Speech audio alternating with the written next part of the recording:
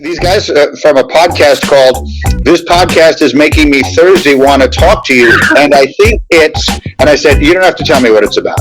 I said, if it's called "This Podcast Is Making Me Thirsty," you definitely don't need to tell me what it's about, and I'm going on. This is what I want to do. It's a Seinfeld podcast. It's called "This Podcast Is Making Me Thirsty." But I thought, this is what a podcast should be.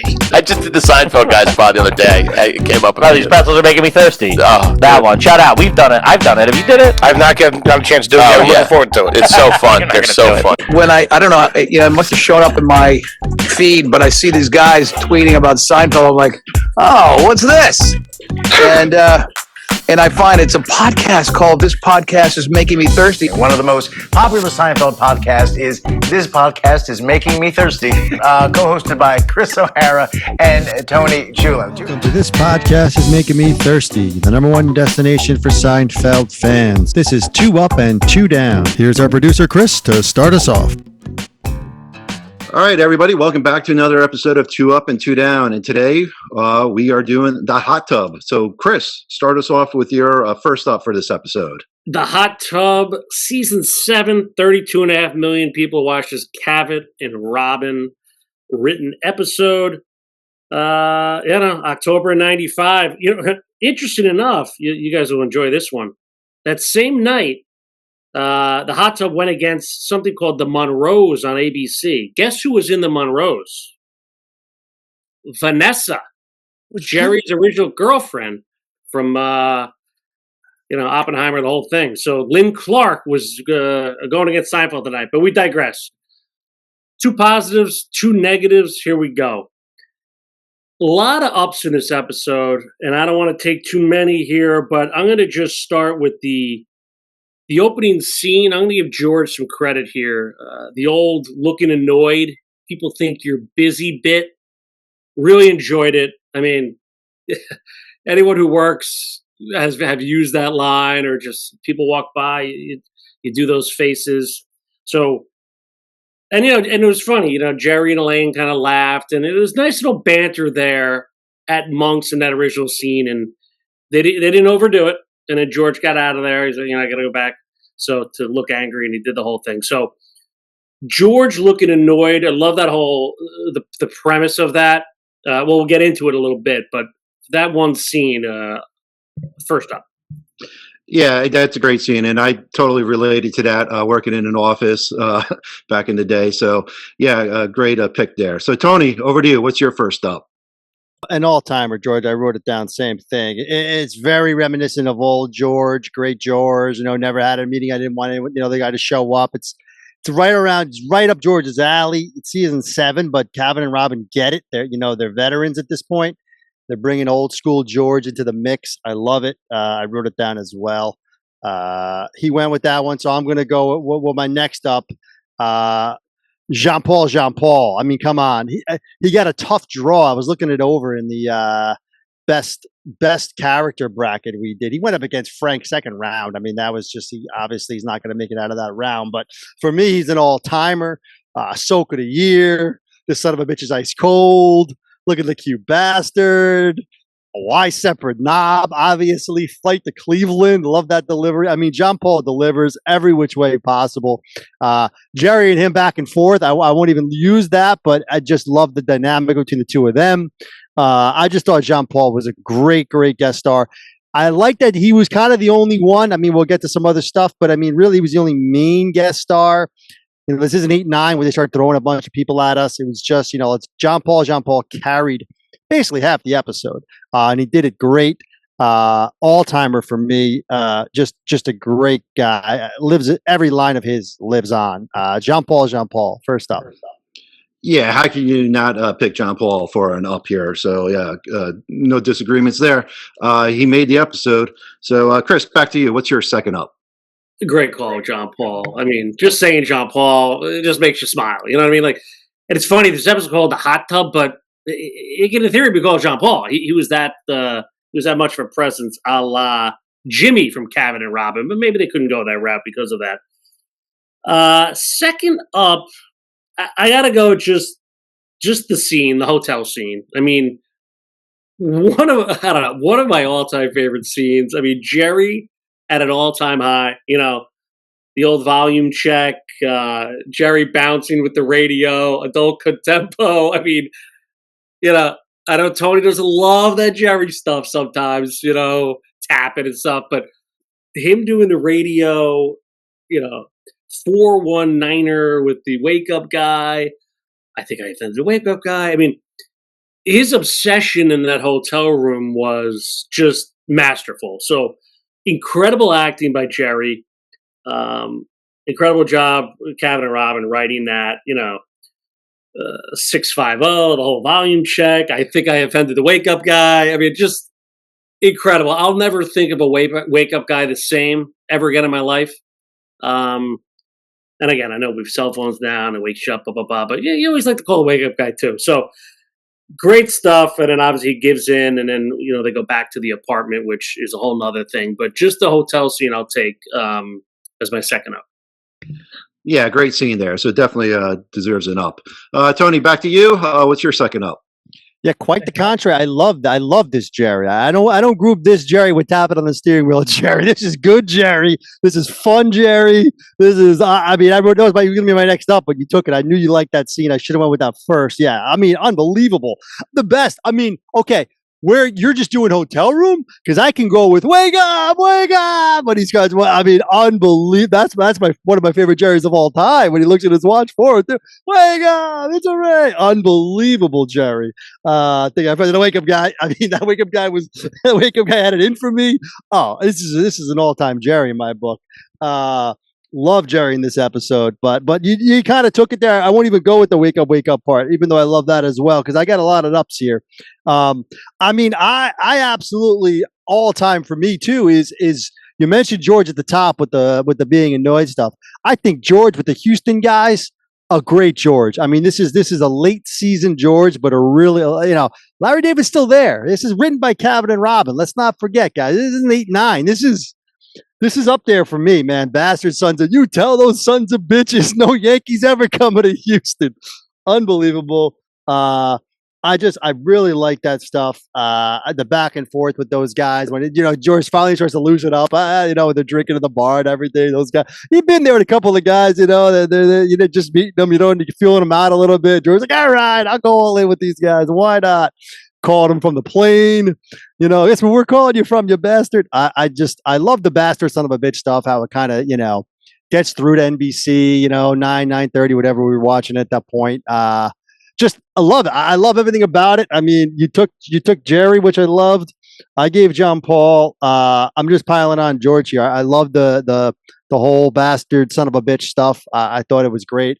I know Harry might argue they overdid it. I don't think they overdid it. I think I know he thinks it. I think it was just enough there.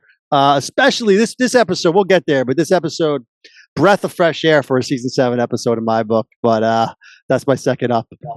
No, I'll agree with you, Tony, because I had marked down the Houston Astro guys too. So that finishes up the 2 ups from both of you. And Chris, start us with your first down.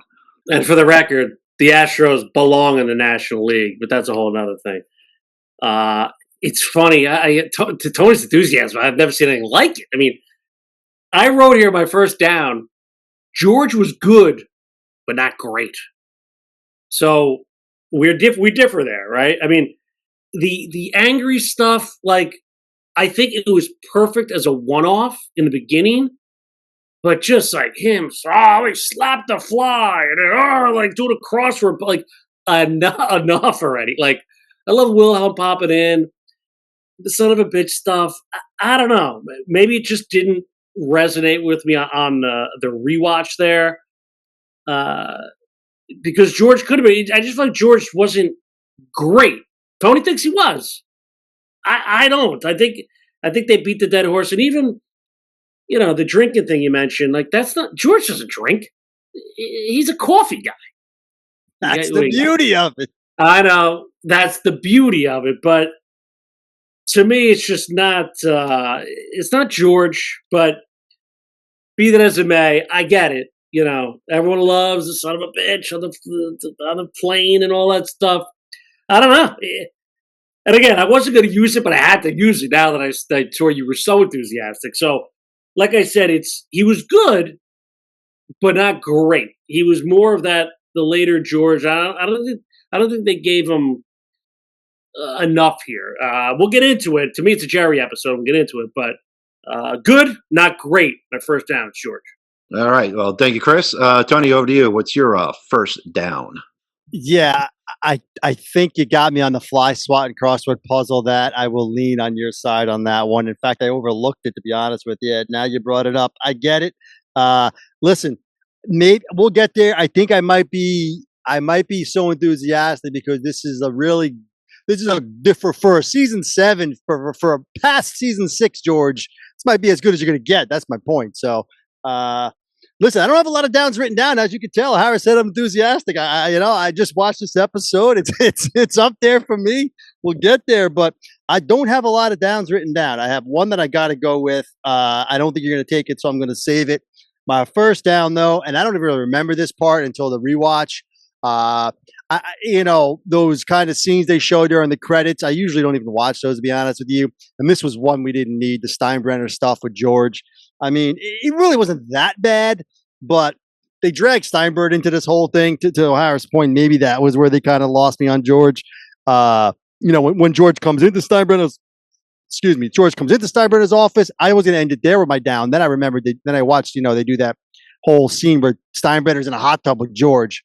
That's where you might lose me. But that's the last 20 seconds of the episode. So, that is my down, though, that kind of Steinbrenner getting involved last minute or so of the episode. Minor down, right? I mean, like you said, it's the last 20 seconds. But all right, Chris, over to you. What's your second down? Second down, I'm going to go Elaine here. The montage with her on the street and her like inner monologue thinking. It kind of reminded me of like when she bumped into Peterman that day, and I know it's Peterman related, like the Himalayan stuff. Enough already. I think they could have found a better storyline for her. And then what drove me crazy is, you guys know this, America, the whole camera pan where the camera's up above and she's doing this, like that's just, again, complete force for a nonsense promo to get you hooked. Like, oh, why is Elaine staring at the sky and the camera's spinning? I mean, just cheap. That's the network getting involved right there. Yeah, Larry probably had wasn't happy about that one, I can tell you that. But the Himalayan stuff, I thought that it was just kind of like a side story that just they didn't need it, her work. They could have just focused on her, which was funny, her like screwing up the microwave and all that stuff. Like, just focus and screwing up the bastard stuff with the lady in the thing. Like, the Himalayan stuff was just enough. It just didn't make sense. I know they talked about it early in the episode, and then she kind of like haphazardly just mentioned Jean Paul from Pendant, which I forgot about. But they didn't need the Himalayan stuff. And the inner monologue, walking down the street, enough. Second down. Well, yeah, thank you, Chris. So, Tony, over to you. What do you got for your second down? Yeah, listen, if correct me if I'm wrong, I was just trying to look it up, but you guys probably know off the top of your head. I'm pretty sure she was only working at Peterman for a little bit here, so I think they wanted to kind of give her a little bit more of what she's doing at Peterman. I think she had just gotten the gig a few episodes earlier. Listen, I wrote it down. We're going to disagree. This is what two episodes are all about. I kind of like that scene with Elaine on the street. I didn't mind it. I didn't mind it. I don't know. It harkened me back to some older Elaine in the subway getting upset, the whole talking over the voiceover, the whole thing. Ira loves the promo stuff. How do you remember there's the promo stuff? He loves it. I don't know if they use this for a promo. I never watched promos, but I get it. I know where he's going with this. My second down, it's a very minor one, but it's irked me from the first time I've seen this episode every time through. I agree with O'Hara, by the way. This is a Jerry episode. We'll get there, but this part I don't like. When Jerry gets the call and George is like, "You got the call, John Paul," and then George goes like that, like, "Yeah, what is going on here? Like, when did this happen? What are we doing?" Like, it's like they were talking about. I don't know. I did not like that at all. Talking about force, ridiculous. Jerry's like, "I got the call," and George is like, "John Paul," and then George is like a little fist pump. So dumb. Never liked it. Never understood it. Didn't get it. That's unlike George, in my opinion. Kind of forced. Small down, but listen, I'm finding them. I only have a couple written down. And that's the other one is that little snippet there. Jerry could have just got the call and ran out the door. That was it. You didn't need George doing a fist pump. Jason probably needed something to do, so we did it. But who knows? That's my second down. Interested in grades here. Yeah. So bringing up grades, Chris, over to you. Give us your final thoughts here and breakdown and your grade. For the record, I got the call, Jean Paul. I had us up. Loved it. Could watch that and laugh every time. So listen, we differ on some things, and we probably end up with the same grade here. I mean, and believe me, the way I'm talking, I'm sounding tough on this episode. But I think Tony brought up a great point. This was a breath of fresh air. Jean Paul was that, and again, you know what I say, all four cylinders, all that, I get it. But this guy was something else. Soak of the year, Sons of Bitches, the whole thing, Adult Contempo, I got the call. It's a Jerry episode. It's rare we get a full Jerry episode. Elaine, she was good, right? The in her moments, right? The microwave. I have some downs just because I felt that was forced. George, solid, not great. Kramer's Kramer. It's interesting. They call this the hot tub, like I mentioned, but the hot tub almost felt secondary, right? This was all Jean Paul and Jerry's obsession. I mean, we can call it Jerry's obsession. That's been the name of the episode. Like why he cares so much. It's unbelievable. I love it. The amount of times he met with Jean Paul, it felt like the whole episode was me with Jean Paul game planning, right? So we could all, in some ways, relate to just something so minute. I'm going on and on here. I got 2 grades. This is season 7, okay? We know that. But it's a strong season 7. Kevin and Robin brought it in this episode, for sure. My downs aren't major. I think this is one of Jerry's best episodes ever, I would say. That's fair to say. Everyone else was kind of didn't dip below that equator, which helps. And then Jean Paul raised it up. Long story short, I have 2 grades. I'm going the higher one here. I'm going B+ for the hot tub. All right, yeah, thanks, Chris. I'll certainly get behind that grade. Over to you, Tony. What do you got? Wow, he shocks me with that. I definitely thought you were going low. You sound like you were postponing a little bit, but I see where you're going with this. Listen, I think it's the best season 7 episode. It sounds like O'Hara probably agrees. I don't think he's going much higher than a B+ on season 7 if I know him. Kevin and Robin, to my point earlier, they're left. They were there. They're there. They're back in the day when the shit's happening, when there's good stuff is playing. As O'Hara said, breath of fresh air. They knew what they were doing. Friends of the show. We didn't even talk about Kramer. You touched on it. Kramer was great. Sweden. I mean, like this whole mental alarm. We didn't talk about Jerry's opening stand-up, one of my favorite Jerry bits of all time. Now. The between first place and second place, the Olympics, a 10th of a second, the whole photo finish thing, silver, gold, that whole thing. Lot of good Kramer. Talked about Jerry. Huge Jerry episode.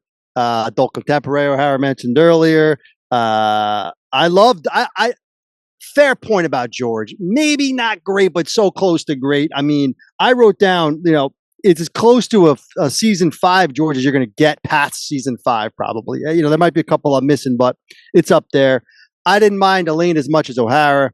And that's, I think, why I'm going a little higher. I'm going A-. I'm going A- for the hot tub. I'm surprised he went as high as he did. But I think I'm even going to go a tad higher. I think the good about part of this episode too is it flows. There's very little wasted stuff. It all happens for a reason. Everything. George Kramer gets the hot tub does this, and then the whole thing. Jean Paul puts me over the edge as well. So A- for the hot tub. Definitely great grades for this season 7 episode. Like I said, it is a fun watch, and you're not turning it off. So, great wrap up, guys. Appreciate it, and we'll see everybody on our next episode.